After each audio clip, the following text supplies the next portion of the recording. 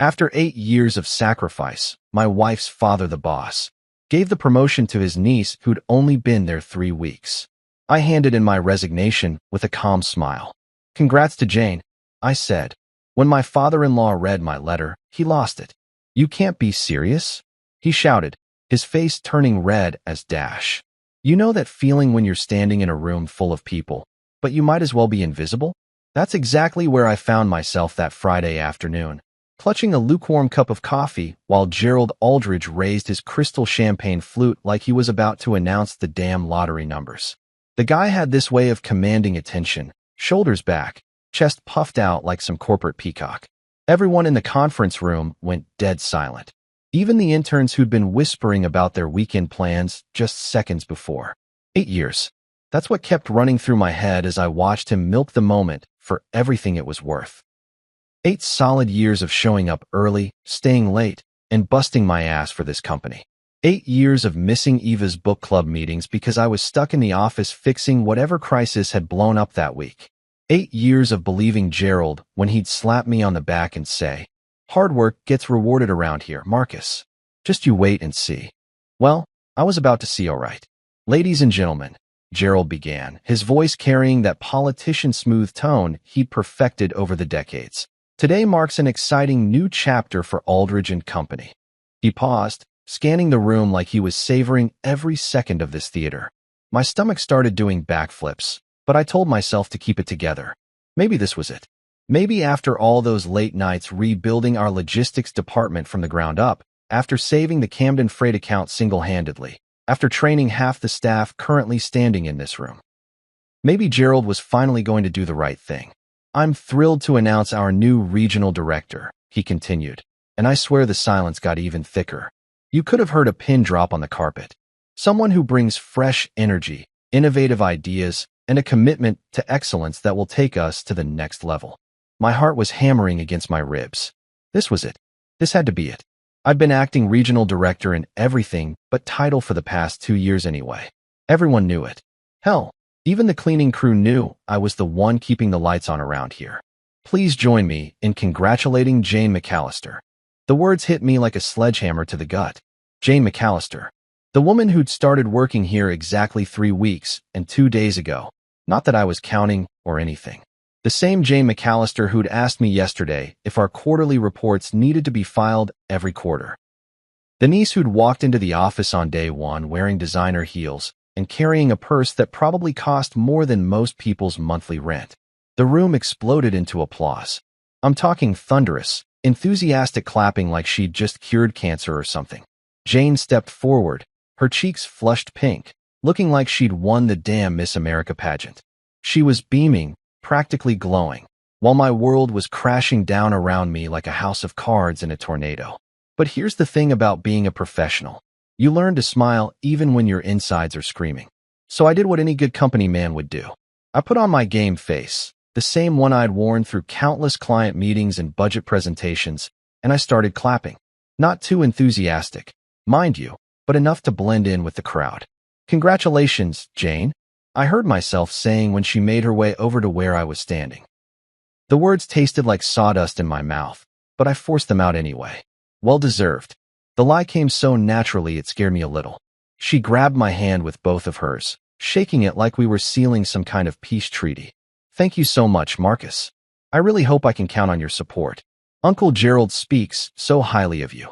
Uncle Gerald. Right. Family first, always family first. That's when I caught Gerald's eye across the room. He was watching me, studying my reaction like I was some kind of lab rat in an experiment. For just a split second, I saw something flicker across his face. Maybe it was guilt, the kind you feel when you know you've screwed someone over royally. Or maybe it was pride, like he was impressed with his own cleverness. Either way, it lasted about as long as a hiccup before he went back to playing the role of benevolent patriarch. I excused myself from the celebration, mumbling something about needing to get back to work. Nobody tried to stop me. Why would they? The party was for Jane now, not for the guy who'd been doing the job without the title or the recognition. I walked back to my office, my modest, windowless office that I'd somehow convinced myself was temporary, and closed the door behind me. Sitting there in my desk chair, staring at the stack of client files I'd been working through, something shifted inside me. It wasn't anger exactly. It was more like clarity, the kind that comes when someone finally turns on the lights and you realize you've been stumbling around in the dark for way too long. I pulled out a legal pad and started writing. Not a report or a memo or any of the usual corporate nonsense. No, this was different. This was my exit strategy, and for the first time in 8 years, I was writing something just for me. I should have known Gerald wouldn't let me sulk in peace for long. The man had this uncanny ability to show up at exactly the wrong moment, like a bad rash or a telemarketer during dinner. I was still sitting at my desk, staring at that legal pad where I'd started sketching out my mental resignation letter, when I heard his knock. Not a polite tap tap tap like a normal person would do, but that authoritative rat-a-tat-tat that screamed, "I own this place, and everyone in it." "Come in," I called out, quickly flipping the pad over like I was hiding porn instead of career-ending thoughts. Gerald strolled through my doorway like he was walking onto a movie set, all confidence and swagger. He had this way of filling up a room that was equal parts impressive and annoying as hell. The guy was pushing 70, but carried himself like he was still the hotshot young executive who'd built this company from scratch back in the day. "Marcus, my boy." He settled into the chair across from my desk without being invited, crossing one leg over the other like we were old buddies having a casual chat. "Hell of an announcement today, wasn't it? Really exciting stuff." I nodded, keeping my expression neutral. "Definitely unexpected." He laughed, that hearty chuckle he used when he thought he was being clever. "I imagine it was. But listen, I want to talk to you about something important." He leaned forward, putting on what I'd come to recognize as his serious business face. "I hope you'll help Jane settle into her new role.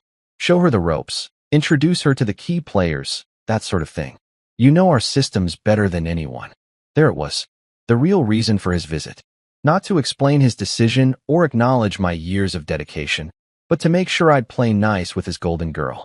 I kept my voice level, professional. "Of course, whatever the company needs." But something inside me snapped, and before I could stop myself, the question came tumbling out. "Gerald, can I ask you something?" "Why not me?" The words hung in the air between us like smoke from a cigarette. Gerald's smile faltered for just a second, but he recovered quickly. Too quickly, like he'd been expecting this conversation and had his answers rehearsed. "Well now, that's a fair question," he said, uncrossing his legs and sitting back in the chair. "Look, Marcus, you're a solid guy. Dependable. The kind of person who keeps the trains running on time, you know? But Jane brings something different to the table. Fresh perspective. New ideas. Sometimes you need to shake things up a bit. Fresh perspective. Right. The woman who'd asked me last week if our biggest client was named Camden or Canada had fresh perspective. I bit my tongue and waited for him to continue. "Besides," Gerald said, and here came that tone again, the one that meant he was about to drop a bomb and pretend it was confetti. "You're already secure here. You've got job security, a good salary, respect from your colleagues. Jane's family, Marcus. She needs this opportunity more than you do." And there it was. The truth, served up with a side of corporate bullshit. Jane was family. Real family. Blood family.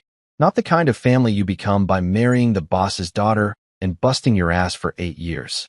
I felt something cold settle in my chest, like someone had just opened a freezer door in my ribcage. "I see," I said quietly. "So this is about family." Gerald's eyes narrowed slightly, picking up on the edge in my voice. "Now don't go getting all bent out of shape about this, son. Family businesses work differently. You know that. We take care of our own. Our own." That phrase hit me like a slap across the face. Apparently, 8 years of marriage to Eva, 8 years of Christmas dinners and birthday parties and family vacations, 8 years of calling this man Dad at company picnics. None of that made me our own. I was still an outsider looking in, tolerated but not truly accepted. What am I then, Gerald? The question came out harsher than I'd intended, but I was past caring about diplomacy. What exactly is my place in this family business? He shifted uncomfortably in his chair, probably not used to being challenged by someone he considered beneath him in the pecking order. "You're Eva's husband, of course. You're part of the Aldrich family. But that doesn't mean I'm really family." I finished for him. "Got it." The silence stretched between us like a taut wire. Gerald looked like he wanted to say something reassuring, something that would smooth over the awkwardness, and get us back to pretending everything was hunky-dory. But what could he say? That I was wrong. That I was imagining things. We both knew better. Look, Marcus, he finally said, standing up and brushing imaginary lint off his expensive suit jacket. I understand you might be disappointed. Change is never easy, but I'm confident you'll come around. You always do. You're a team player. A team player. Translation: a pushover who'd swallow whatever crap they fed him and ask for seconds. Maybe he was right. Maybe that's exactly what I'd been for the past 8 years. That night, I sat at our kitchen table across from Eva, pushing leftover meatloaf around my plate while I tried to figure out how to explain what had happened. She knew something was wrong. Wives have radar for that kind of thing, but she waited for me to find the words. Your dad promoted Jane McAllister to regional director today, I finally said. Eva's fork stopped halfway to her mouth. She set it down slowly, her eyes searching my face. The silence that followed told me everything I needed to know. She wasn't surprised. Disappointed, maybe. Sympathetic, definitely. But not surprised. And somehow, that hurt more than Gerald's betrayal. Monday morning hit me like a freight train carrying a hangover and a side of existential dread. I'd spent the weekend stewing in my own thoughts, replaying Gerald's words over and over until they'd worn grooves in my brain. You're a team player, Marcus. You always do. Yeah, well, maybe it was time this team player learned how to play for himself. But first, I had a job to do.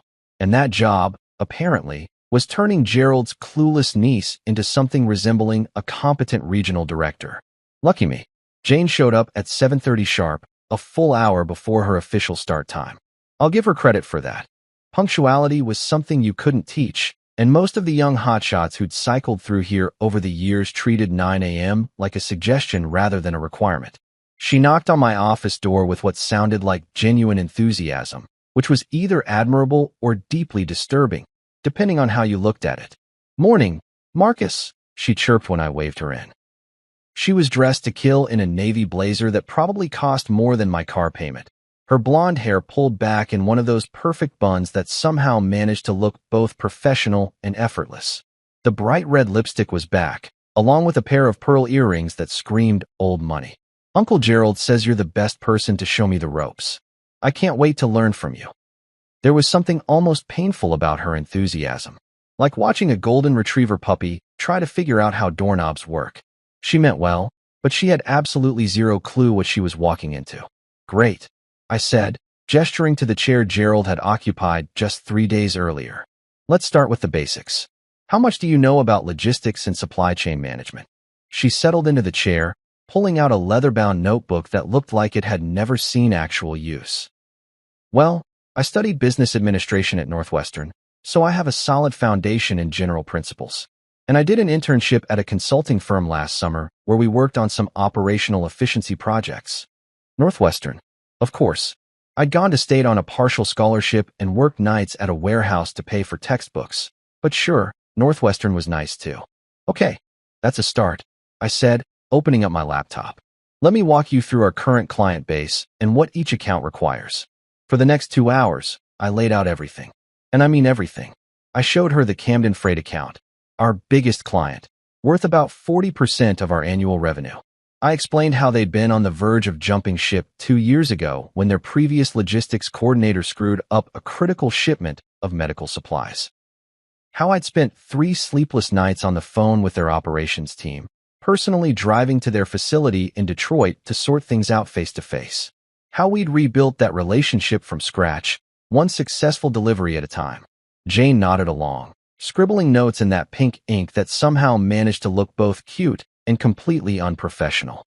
She asked questions, which I appreciated, even if some of them made me wonder if she'd actually paid attention during those business classes.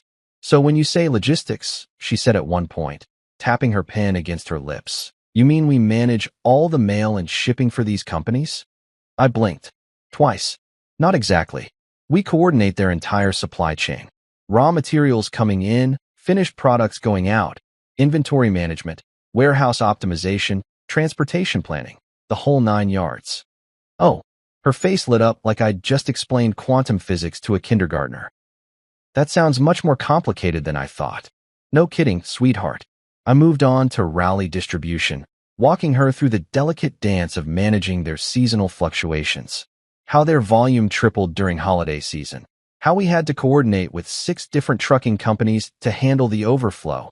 How one missed delivery window could cascade into a customer service nightmare that took months to repair. Then came DeMarco and Sons, our oldest client. 3 generations of the same family, old-school guys who still believed in handshake deals and personal relationships. They didn't care about fancy presentations or cutting-edge technology. They wanted to know that their logistics guy would answer the phone at midnight if their biggest customer needed an emergency shipment. "Have you met the DeMarco brothers yet?" I asked. "No, but I'm looking forward to it." Uncle Gerald says they're real characters. Characters. That was one way to put it. Tony DeMarco had been known to hang up on people who couldn't explain their shipping delays in 30 seconds or less. His brother Sal once made a logistics coordinator cry during a conference call just because she'd mispronounced the name of their hometown. They were tough, demanding, and absolutely crucial to our bottom line.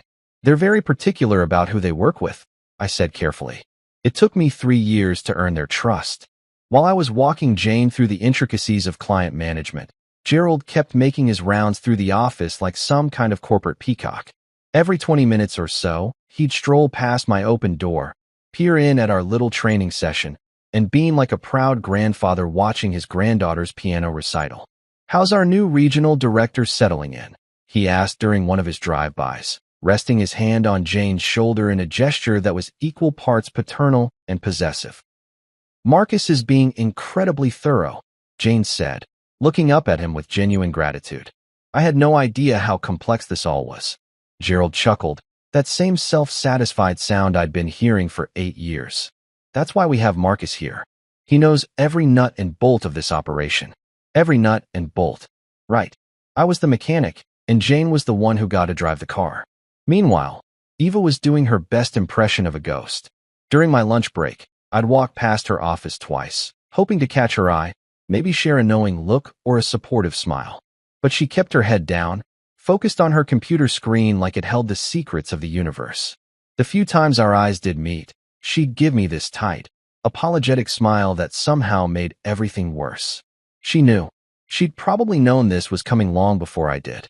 And she hadn't said a word. You know what they say about old buildings? They've got character. What they don't tell you is that character is just a polite way of saying these walls are thinner than a politician's promise. The Aldridge and Company offices were housed in a converted warehouse from the 1940s, all exposed brick and industrial charm that looked great in the company brochures but made privacy about as realistic as a unicorn riding a bicycle. I'd learned this the hard way over the years, catching snippets of conversations I probably wasn't supposed to hear. Janet from accounting complaining about her ex-husband's alimony payments.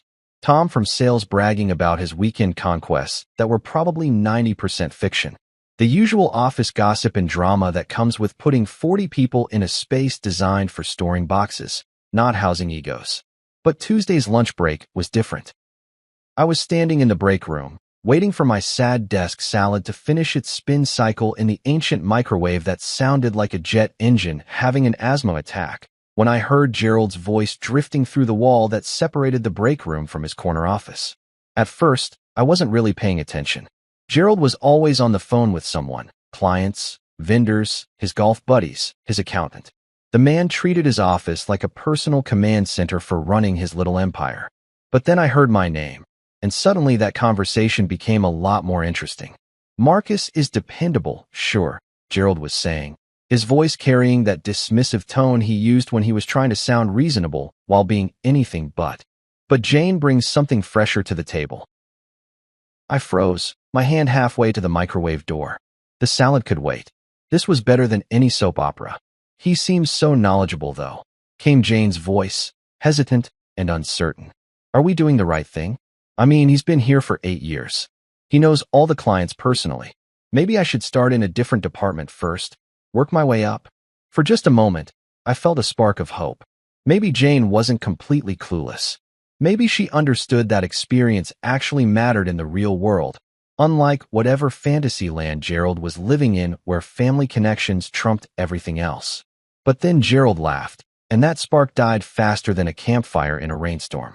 "Don't you worry about Marcus," he said, and I could practically hear him waving his hand dismissively. He's reliable, not a leader. There's a difference. He's the kind of guy who'll do exactly what you tell him to do, when you tell him to do it, without asking too many questions. That's valuable, but it's not leadership material. Reliable, not a leader. The words hit me like a punch to the gut. I'd spent 8 years thinking I was building something, proving myself, earning my place at the table. But to Gerald, I was just the hired help. The guy who kept the trains running on time while the real decision-makers figured out where the tracks should go. He'll adjust, Gerald continued, his voice taking on that patronizing tone that made my teeth hurt. He always does. That's what makes him so valuable. He's adaptable. You could promote the janitor over him tomorrow, and he'd probably offer to show the guy how to run the department. The microwave beeped, but I ignored it. My appetite had vanished somewhere between reliable and not a leader. But what if he gets upset? Jane asked. What if he quits? Gerald's laughter was rich and full of confidence that made me want to punch something. Marcus isn't going anywhere. He's married to Eva, for Christ's sake. This company is his bread and butter. Besides, where else is he going to go? He's been here so long. He's practically part of the furniture. Part of the furniture. Like a desk lamp or a filing cabinet. Something useful but ultimately replaceable. Look, honey, Gerald continued, his voice shifting into full patriarch mode. I've been in this business for 40 years. I know people.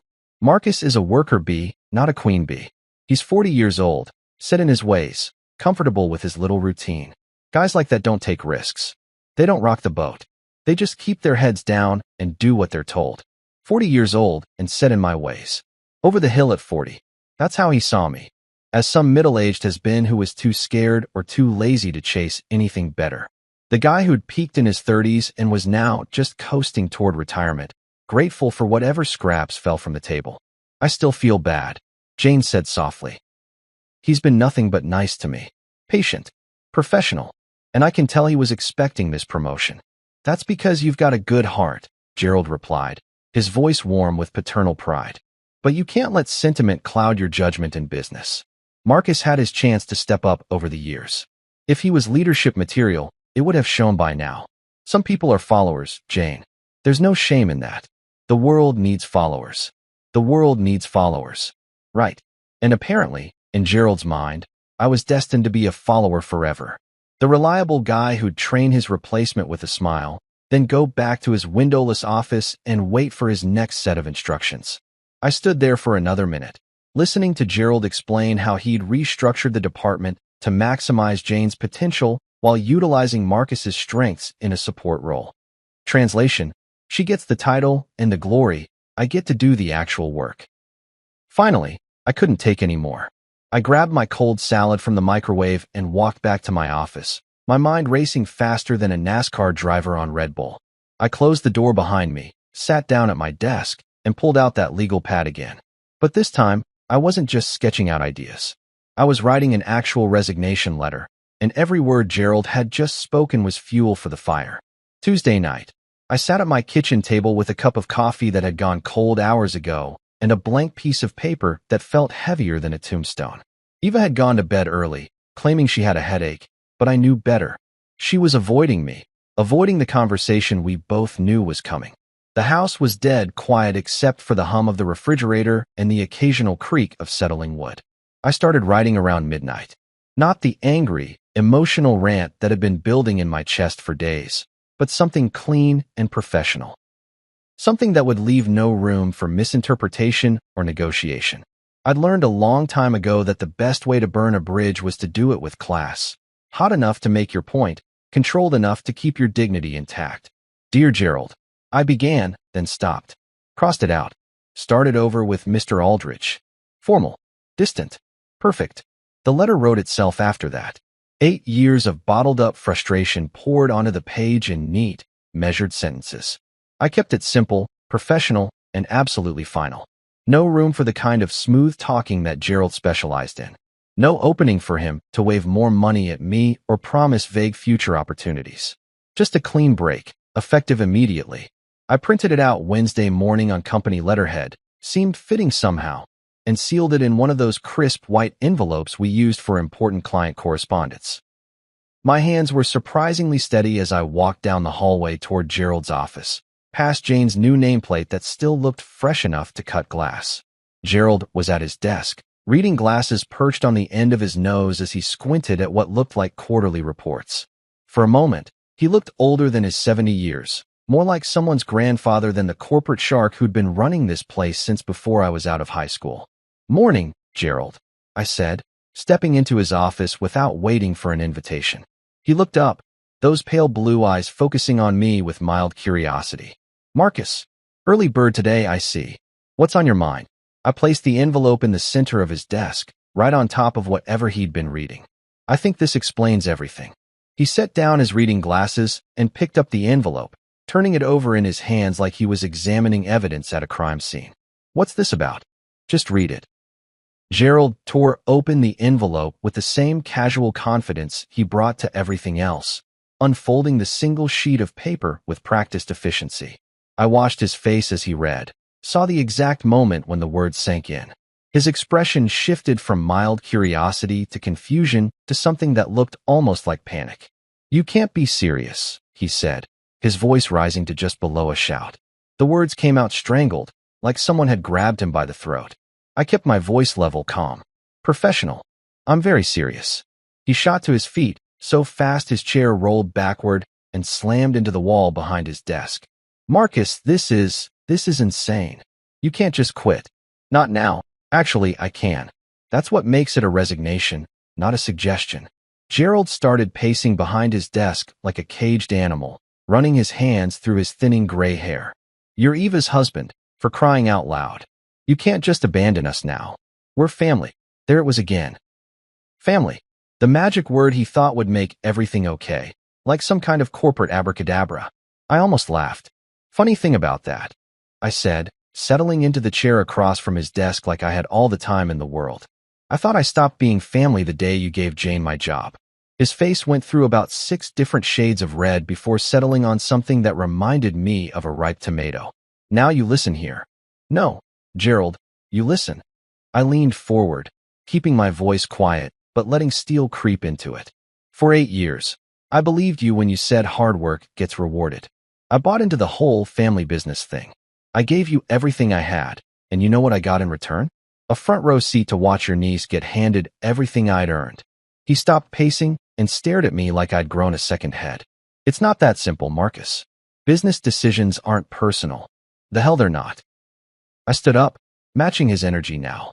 "You made this personal the moment you decided blood was thicker than merit.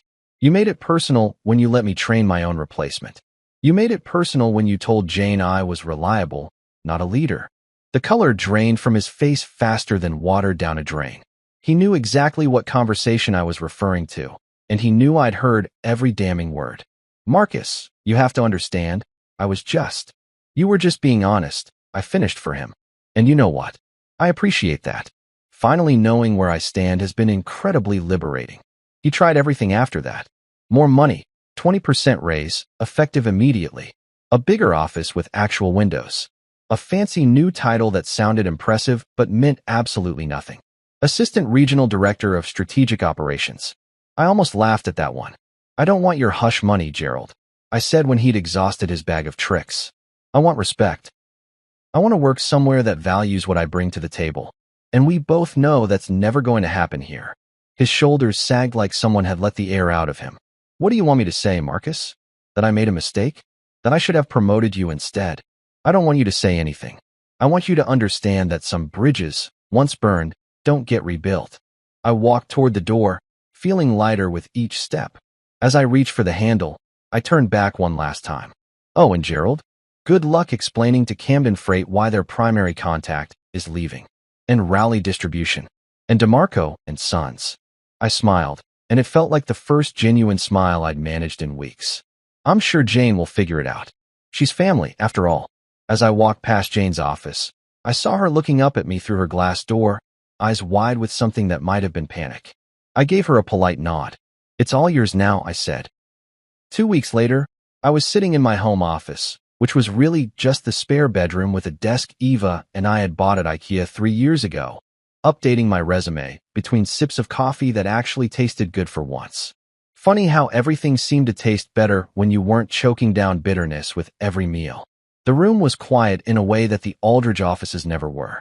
No phones ringing every 30 seconds. No urgent emails pinging like slot machines. No Gerald's voice booming through thin walls about quarterly projections and family legacy. Just me, my laptop, and the kind of peaceful silence that comes when you finally stop trying to fit into a box that was never made for you in the first place. I'd been freelancing for the past week, picking up some consulting work through old contacts who'd moved on to bigger and better things. Nothing major, helping a small trucking company streamline their routing software, advising a startup on warehouse optimization. But it felt good to be valued for what I knew rather than tolerated for what I represented. That's when my phone rang. The caller ID showed a number I didn't recognize, but something made me pick it up anyway. Maybe it was curiosity. Maybe it was the desperate hope that someone, somewhere, might actually want what I had to offer. Marcus? This is Martin Chow. I nearly dropped the phone. Martin Chow, CEO of Stratex Global, one of the biggest logistics companies on the East Coast. The guy was practically a legend in our industry. Built his company from a single warehouse in Newark to a billion-dollar operation with facilities in 12 states. I'd met him exactly once, during the Raleigh Distribution merger 2 years back, and I'd figured he'd forgotten I existed about 5 minutes after we shook hands. Mr. Chow, I managed, trying to keep the surprise out of my voice. This is unexpected. I bet it is, he said, and I could hear the smile in his voice. Listen, I heard through the grapevine that you've parted ways with Aldrich & Company. Is that true? The grapevine. In the logistics world, news traveled faster than a FedEx overnight delivery. Yes, sir. Just recently. Good for you, he said, and the conviction in his voice caught me off guard. I've been watching your work for a while now, Marcus. That Raleigh situation a couple years back? That was masterful. You were the reason that deal didn't collapse into a smoking crater. I felt something warm spread through my chest. Recognition. Actual, genuine recognition from someone who understood what it took to pull off what I'd done. Thank you. That means a lot coming from you. I don't blow smoke, son. Never have, never will. Which brings me to why I'm calling. He paused, and I could hear papers rustling in the background. We're expanding our Northeast operations, and I need a new director of operations.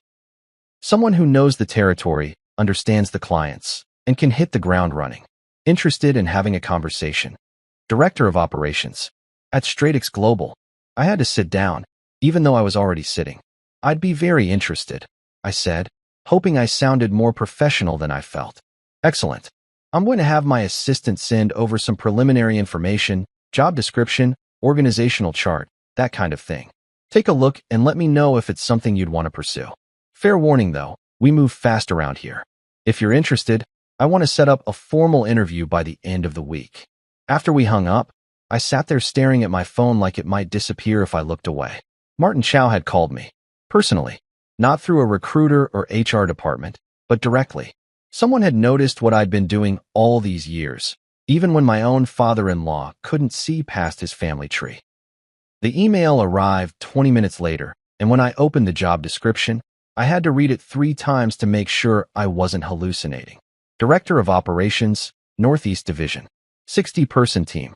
Full P&L responsibility. And the salary. Jesus, the salary was 30% higher than what I'd been making at Aldrich, with stock options and performance bonuses that could push it even higher. But it wasn't just about the money. It was about the scope of the job, the level of responsibility they were offering. This wasn't some token promotion designed to keep me quiet. This was a real leadership position at a company that competed with the big boys and won more often than they lost. I called Martin back that afternoon and told him I was definitely interested. We set up a meeting for Thursday, not an interview. He corrected me, but a conversation. I already know you can do the job, he said. Now I just want to make sure we're a good fit for each other. When I told Eva that evening, she looked up from her wine glass with something I hadn't seen in her eyes for weeks. Excitement. Real, genuine excitement. Martin Chow, she said, setting down her glass so fast I thought she might break the stem. Marcus, that's huge. Stratex Global they're massive. I know, I said, still trying to wrap my head around the whole thing. I'm meeting with him Thursday. She stood up and hugged me. Actually hugged me, for the first time since Gerald's champagne announcement. I'm proud of you. she whispered against my ear. For walking away, for standing up for yourself. I should have said that weeks ago. I held her close, feeling some of the tension that had been building between us finally start to ease. You don't have to. Yes, I do, she said, pulling back to look at me. I've been so caught up in family drama that I forgot the most important thing. You're my family too. And you deserved better than what my father gave you. That night, I updated my LinkedIn profile and sent thank you messages to the contacts who'd been feeding me consulting work. But I didn't mention Stratix Global. Some things were too important to jinx, and this felt like the kind of opportunity that could change everything. Thursday couldn't come fast enough. Walking into the Stratix Global offices felt like stepping into the future, or at least what I'd always imagined the future of logistics should look like. Gone were the creaky floors and thin walls of the Aldrich building. Instead, I found myself in a gleaming glass tower with open-concept workspaces, state-of-the-art computer systems, and meeting rooms that actually had soundproofing. The whole place hummed with an energy that was infectious, like everyone who worked there genuinely wanted to be there. My first day was a whirlwind of introductions, system orientations, and the kind of onboarding process that actually made sense. At Aldrich, new employees got a handshake, a desk, and a prayer that someone would eventually explain what they were supposed to be doing. At Stratix, they had actual procedures, training modules, and, get this, a dedicated HR department that did more than just handle payroll disputes. Martin had been right about moving fast. Within my first week, I was already sitting in on strategic planning meetings, reviewing operational reports, and getting a crash course in how a real logistics company functioned. The difference was night and day. At Aldrich, I'd been managing with outdated software and systems that barely talked to each other. At Stratix, everything was integrated, streamlined, and designed for efficiency rather than tradition. But the real revelation came when Martin handed me my first major project, restructuring the entire Northeast warehouse flow. The system they'd inherited from a recent acquisition was a mess. Bottlenecks everywhere, redundant processes that ate up time and money, and a layout that looked like it had been designed by someone who'd never actually worked in a warehouse. Take a look at this, Martin said, spreading out the floor plans across the conference room table. We're hemorrhaging money on inefficiency, and our turnaround times are making us look like amateurs compared to the competition. I studied the layouts for about 10 minutes, and the problems jumped out at me like neon signs.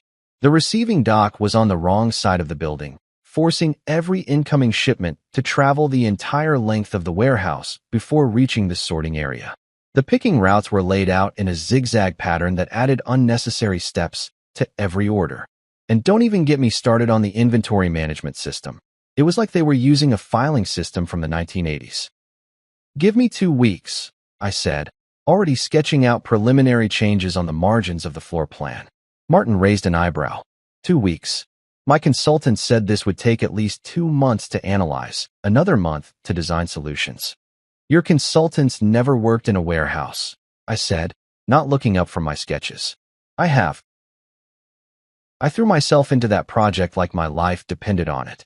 12-hour days, weekends spent poring over logistics software manuals, phone calls with equipment vendors, and warehouse supervisors. But here's the thing, it didn't feel like work. For the first time in years, I was building something instead of just maintaining it. I was creating solutions instead of managing problems that someone else had created. The results spoke for themselves. Within a month of implementing my changes, we'd reduced average processing time by 40% and cut operational costs by nearly $2 million annually. But more importantly, we created a system that could scale as the company grew, rather than just limping along until the next crisis. Martin called me into his office on a Friday afternoon, about 6 weeks into my tenure. I thought maybe I'd missed something in one of my reports, or perhaps there was a client complaint I needed to address. Instead, I found him standing behind his desk with a bottle of champagne and 2 glasses. Congratulations, he said, popping the cork with practiced ease. You've just been promoted to Senior Vice President of Logistics Strategy. I stared at him like he'd started speaking Mandarin. I'm sorry, what? Senior VP, he repeated, handing me a glass of champagne that probably cost more than I used to make in a week at Aldrich. Effective immediately, 40% salary increase, expanded stock options, and a team of 12 regional directors reporting directly to you. Martin, I've only been here 6 weeks. And in 6 weeks, you've saved us more money than most executives save in 6 years. He raised his glass in a toast to merit-based promotions and family businesses that actually know how to run a business. The irony wasn't lost on me. In 6 weeks at Stratix, I'd received more recognition and advancement than I'd gotten in 8 years at Aldrich. And the best part? Nobody had mentioned family connections, legacy hires, or fresh perspectives. They promoted me because I'd earned it. My new team was everything I dreamed of having at Aldrich. Sharp, motivated people who actually listened when I talked, who brought their own ideas to the table, and who treated logistics like the complex, strategic discipline it actually was. We had morning meetings that were productive instead of painful, brainstorming sessions that generated real solutions, and a collaborative atmosphere that made work feel like a team sport rather than a solo struggle. During my 3rd month, something happened that made everything else pale in comparison. I was reviewing quarterly client reports when I noticed a familiar name on the potential new accounts list, Camden Freight. I picked up the phone and called their operations director, a guy named Steve Morrison who I'd worked with extensively during my Aldrich days. "Marcus."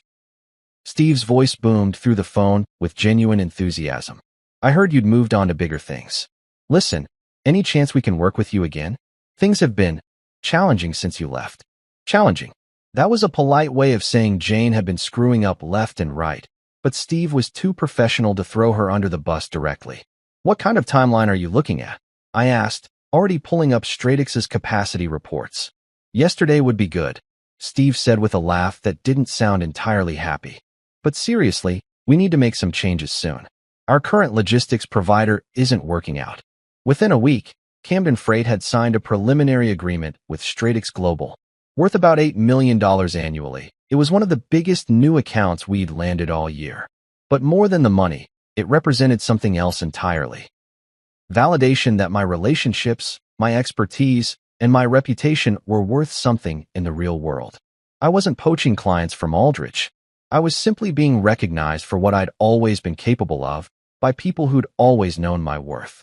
4 months into my new life at Stratix Global, I started getting phone calls that felt like Christmas morning and Karma's Revenge all rolled into one sweet package. It began with Camden Freight, but that was just the opening act.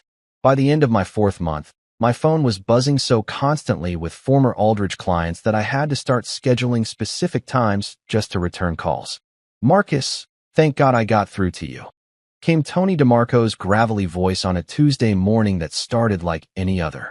Tony was one of the DeMarco brothers, the guys Gerald had called real characters, but who I'd always respected for their no-nonsense approach to business. "We need to talk. Things have gone to hell since you left that circus." I leaned back in my office chair, my actual office with actual windows that overlooked the city skyline, and couldn't help but smile.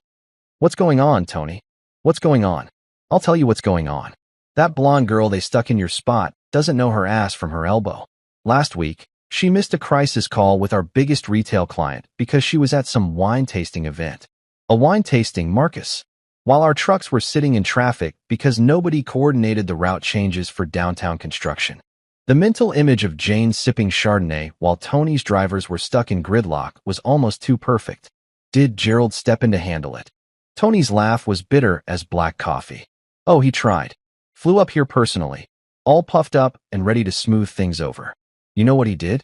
He blamed our client for not calling the emergency line soon enough. Can you believe that shit? 40-year relationship, and he's pointing fingers at us like we're the problem." I'd seen Gerald pull that move before, deflecting blame when his back was against the wall. It worked fine when dealing with small vendors or new clients who didn't know better, but the DeMarcos had been in business longer than Gerald had been alive. They didn't tolerate disrespect, especially not when it came wrapped in corporate double talk. "So what are you thinking?" I asked, though I already knew where this conversation was heading. "We want you back. Not Aldrich, you. Can Stratix handle our volume?"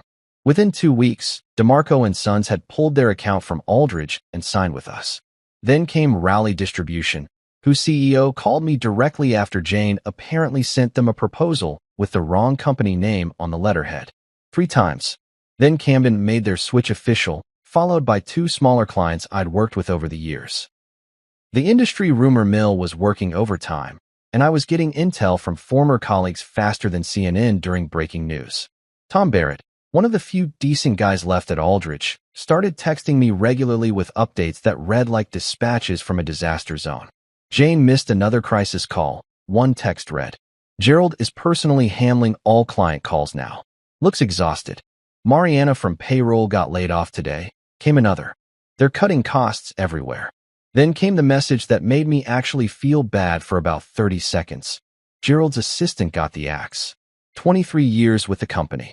They gave her 2-week severance and a gift card to Applebee's. I showed that text to Eva over dinner, and she just shook her head. "Dad's panicking. He called me yesterday asking if I thought you'd consider coming back." I told him he had his chance. The layoffs kept coming like dominoes falling in slow motion. First the support staff, then some of the junior account managers, then Tom himself, which actually pissed me off because Tom was good at his job and deserved better. Gerald was trying to stop the bleeding by cutting everything that wasn't nailed down, but he was treating symptoms instead of the disease. The real problem wasn't overhead costs or market conditions. The problem was that Gerald had put an unqualified person in charge of the company's most important relationships, and those relationships were walking out the door one by one. You can't fix that with layoffs and expense cuts. You fix it by admitting you made a mistake and trying to rebuild trust that's already been shattered. But Gerald Aldrich had never been good at admitting mistakes. "How bad is it really?" I asked Tom when he called me after getting his pink slip. "Bad," he said, and I could hear the defeat in his voice. "We're down to about 60% of our client base from when you left." Gerald's talking about selling the business or filing for Chapter 11. Jane quit last week. Apparently decided family business wasn't for her after all. Jane had quit. The golden girl with the fresh perspective and innovative ideas had bailed when things got tough. I felt a brief moment of vindication, followed immediately by something that might have been pity. This wasn't how I'd wanted things to end. The envelope arrived on a Thursday afternoon, wedged between a credit card offer and a flyer for a new pizza place. Thick, cream-colored paper with the Aldrich and Company logo embossed in gold. The kind of stationery Gerald ordered special for important occasions. I almost threw it in the trash without opening it, figuring it was some kind of legal document related to my departure or maybe a final paycheck stub that had gotten lost in the mail. But something made me tear it open anyway. Maybe curiosity, maybe masochism. What I found inside made me laugh out loud. A genuine, from-the-belly laugh that Eva heard from the kitchen. "What's so funny?" she called out. "Your father just invited me to Aldrich's annual awards dinner," I said, holding up the invitation like it was evidence in a court case. "The same awards dinner where he's been giving me participation trophies for 8 years while promoting everyone else." Eva appeared in the doorway, dish towel in her hands, and a look on her face that was equal parts amusement and concern. "Are you actually considering going?" I studied the invitation more carefully. Formal attire requested. Cocktails at 6. Dinner at 7. The Grand Ballroom at the Marriott downtown, the same venue where they'd held it every year since I'd been with the company. Same chicken or fish dinner options, same predictable speeches about teamwork and family values, same hollow awards ceremony where Gerald handed out crystal paperweights to people who'd never used them. But this year felt different. This year, I wasn't the guy sitting in the back corner table with the other middle management types, watching Gerald's inner circle get all the recognition. This year, I was Marcus Hamilton, Senior Vice President of Logistics Strategy at Stratex Global, and I had my own team of accomplished professionals who actually respected what I brought to the table. "You know what?" I said, looking up at Eva with a grin that probably looked slightly unhinged. "I think I am going to go. I want to see how this story ends." Eva raised an eyebrow. "That sounds ominous." "Not ominous," I said. "Satisfying." The following Saturday evening, I stood in front of our bedroom mirror adjusting a new black tie I'd bought specifically for the occasion. The suit was new too, not because I needed it, but because I wanted to look like the successful executive I'd become rather than the overlooked employee I used to be. Eva had offered to come with me, but I declined. This was something I needed to do alone. I arrived at the Marriott fashionably late, just as cocktail hour was winding down. The Grand Ballroom looked exactly the same as it had for the past 8 years. Round tables draped in white linens, centerpieces that probably cost more than some people's weekly salary, and a sea of familiar faces that turned to stare as I walked through the entrance. The reactions were priceless. Some people looked genuinely happy to see me. Tom Barrett would have been among them if he hadn't been laid off the month before. Others looked uncomfortable, like they weren't sure whether to acknowledge me or pretend they hadn't noticed. And a few looked downright hostile, probably blaming me for the company's recent struggles instead of acknowledging that maybe, just maybe, promoting an unqualified family member had been the real problem. But the best reaction came from my former colleagues at Stratix Global, who'd insisted on attending as my guests. I'd brought 6 of my top regional directors, all sharp professionals in expensive suits who commanded respect just by walking into a room. They flanked me like a corporate entourage, making it clear that I wasn't just some disgruntled former employee crashing the party. I was a success story, and I'd brought proof. Gerald looked like he'd aged a decade since I'd last seen him. His usual swagger was gone, replaced by the slightly desperate energy of a man who knew his empire was crumbling and wasn't sure how to stop it. He nodded at me from across the room, a tight smile that didn't reach his eyes, but he didn't approach. Probably for the best. I wasn't sure either of us was ready for that conversation. Jane was nowhere to be seen, which didn't surprise me. According to the rumors, she'd taken a job with a marketing firm in Boston, probably telling people that logistics just wasn't her passion, rather than admitting she'd been in way over her head.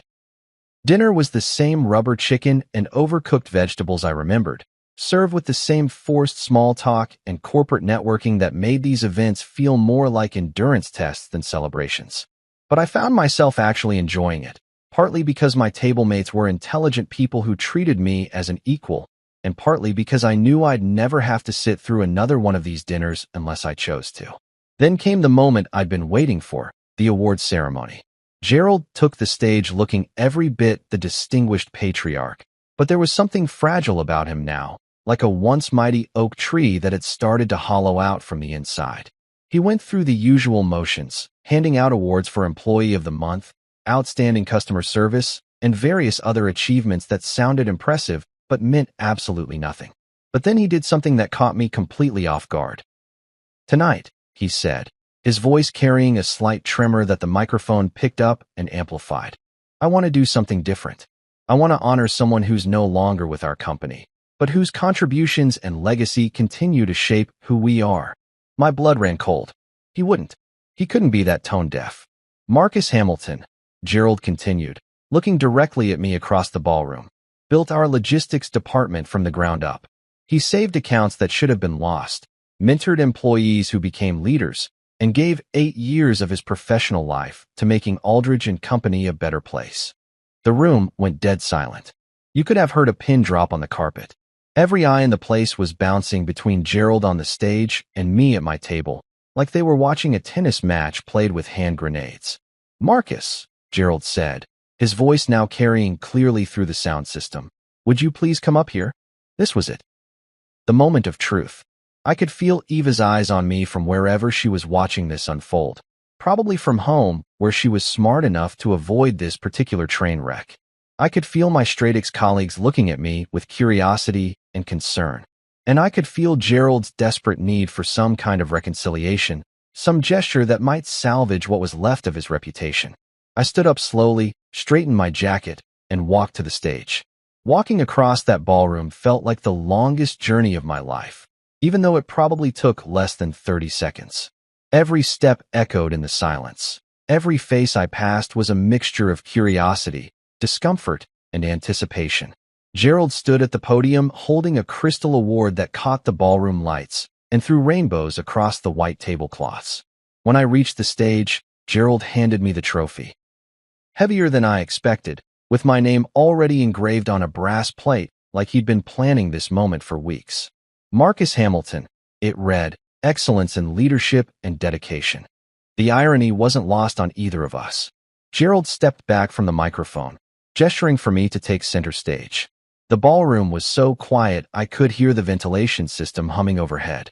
200 people waiting to see how this story would end.